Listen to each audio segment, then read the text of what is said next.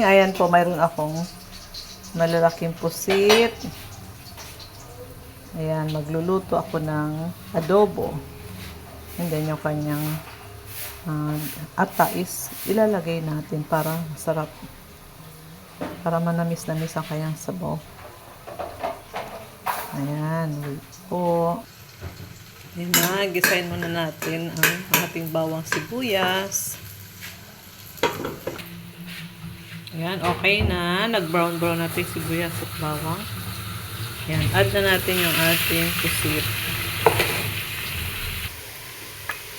Ayan yung ata ng ating pusit. Lalagay natin later.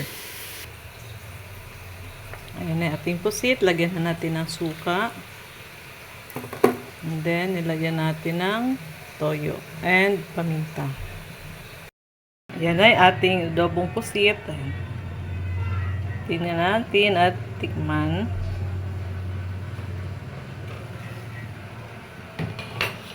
So, ayan na.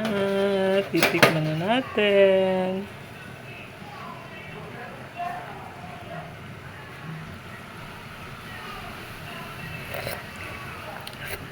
Yummy. Sakto lang kanyang asim at alat. And manamis-namis dahil sa kanyang ata. Yan, ready na. Okay. Ayan na po yung ating adobong pusit. Wow, so yummy. Thank you for watching, guys.